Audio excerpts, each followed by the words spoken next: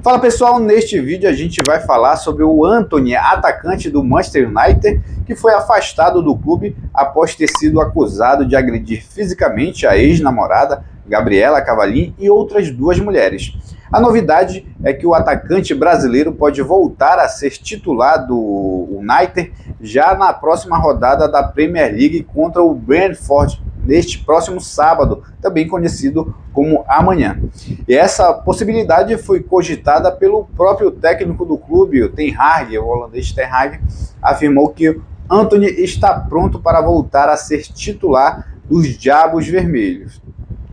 O atacante brasileiro foi reintegrado ao elenco no último domingo após um mês afastado. Inclusive, no meio de semana, foi relacionado para o jogo de Champions League, em que ele ficou na maior parte do jogo no banco de reservas e saiu para jogar apenas nos minutos finais da segunda etapa.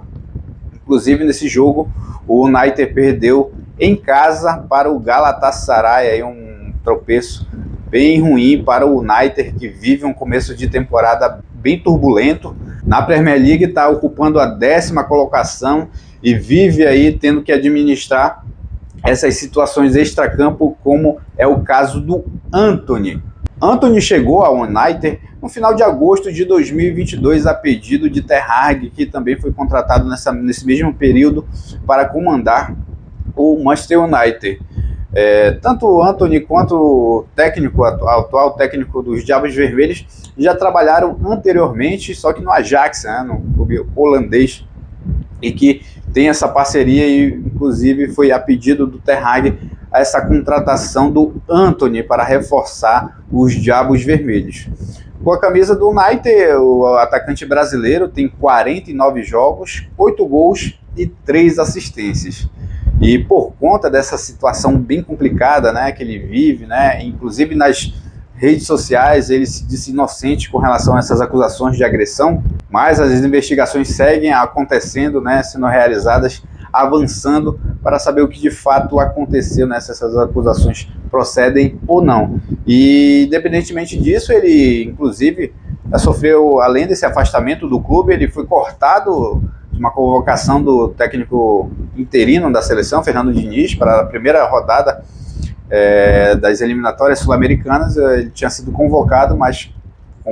em virtude dessas acusações de agressão ele foi cortado e agora está voltando aos poucos a desempenhar a sua profissão, que é jogar futebol. Deve ser titular amanhã pela 8ª rodada da Premier League, e enquanto isso as investigações seguem ocorrendo, mas o que é pior de tudo é a situação do United, né, que vive um começo de temporada muito turbulento, né, tropeço logo de cara em casa na Champions League,